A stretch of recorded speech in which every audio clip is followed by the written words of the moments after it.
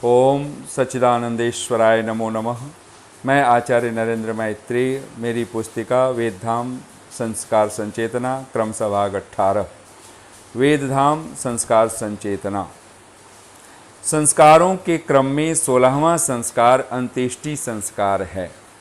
16 संस्कारों में यह अंतिम संस्कार है। इस संस्कार के संदर्भ में ऋषि का कथन है, अंत्येष्टि कर्म उसको कहते हैं कि जो शरीर के अंत का संस्कार है, जिसके आगे उस शरीर के लिए कोई भी अन्य संस्कार नहीं है।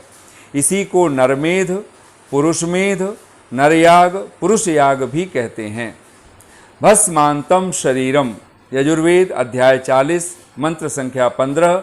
निषेकादि श्मशानांतो मंत्रैर्यस्योदितो विधि मनुस्मृति। अर्थात इस शरीर का संस्कार भस्मांतम अर्थात भस्म करने पर्यंत है। शरीर का आरंभ ऋतुदान और अंत में श्मशान अर्थात मृतक कर्म है संस्कार विधि।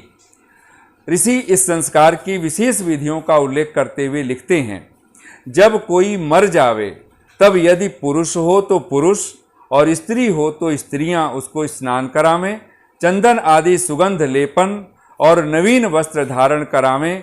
जितना शरीर का भार हो उतना घृत, यदि अधिक सामर्थ्य हो तो अधिक लेवें। और जो महादरिद्र भिक्षुक हो कि जिसके पास कुछ भी नहीं है, उसे कोई श्रीमान व पंच बन के आध मन से कम घी न देवें। और श्रीमान लोग शरीर के बराबर तोल के चंदन, सेर भर घी में 1 रत्ती कस्तूरी, 1 मासा केसर, 1 मन घी के साथ सेर भर अगर तगर और घृतवें चंदन का चूरा भी यथाशक्ति डाल, कपूर, पलाश आदि के पूर्ण काष्ठ, शरीर के भार से दूनी सामग्री अर्थात होम सामग्री श्मशान में पहुंचावें। तत्पश्चात मृतक को वहां शमशान में ले जाएं। यदि प्राचीन वेदी बनी हुई न हो तो नवीन वेदी भूमि में खोदें। वह श्मशान का स्थान बस्ती से दक्षिण तथा आग्नेय अथवा नैऋत्य कोण में हो, वहां भूमि को खोदें। मृतक के पग अर्थात पैर दक्षिण, नैऋत्य अथवा आग्नेय कोण में रहें। सिर उत्तर, ईशान व वायव्य कोण में रहे। मृतक के पग की ओर वेदी के तले में नीचा और सिर की ओर थोड़ा ऊंचा रहे। उस वेदी का परिमाण मृतक के 3.5 हाथ अथवा 3 हाथ से ऊपर चौड़ी होवे और छाती के बराबर गहरी होवे। संस्कार विधि अंत्येष्टि प्रकरणम। तत्पश्चात विधि पूर्वक दाह कर्म करें। ऋषि के शब्दों में, घृत का दीपक करके कपूर में लगाकर सिर से आरंभ कर पाद पर्यंत मध्य मध्य में अग्नि प्रवेश करावें।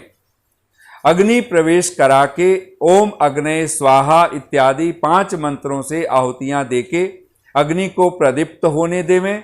तत्पश्चात 4 मनुष्य पृथक पृथक खड़े रहकर वेदों के मंत्रों से आहुति देते जाएं।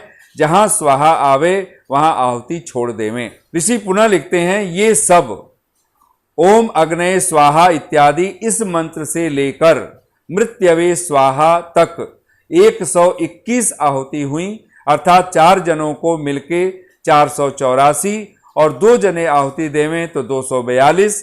यदि घृत विशेष हो तो पुनः इन्हीं 121 मंत्रों से आहुति देते जाएं, यावत अर्थात जब तक शरीर भस्म न हो जाए तब तक देवें।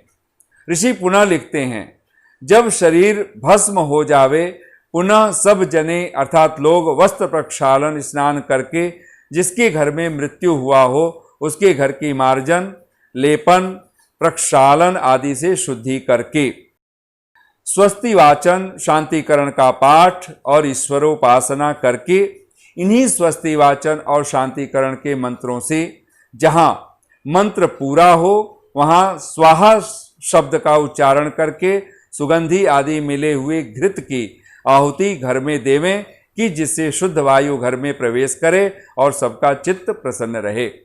यदि उस दिन रात्रि हो जाए तो थोड़ी सी आहुति देकर दूसरे दिन प्रातः काल उसी प्रकार स्वस्ति वाचन और शांतिकरण के मंत्रों से आहुति देवें तत्पश्चात जब तीसरा दिन हो तब मृतक का कोई संबंधी श्मशान में जाकर चिता से अस्थि उठा के उस शमशान भूमि में कहीं पृथक रख देवें। ऋषि इस संस्कार के अंत में लिखते हैं, हाँ, यदि वह संपन्न हो तो अपने जीते जी व मरे पीछे उसके संबंधी वेद विद्या, वेदोक्त कर्म का प्रचार, अनाथ पालन, वेद उक्त धर्म उपदेश की प्रवृत्ति के लिए चाहे जितना धन प्रदान करें, बहुत अच्छी बात है। संस्कार विधि अंत्येष्टि प्रकरणम। महर्षि दयानंद, बहुत बहुत धन्यवाद।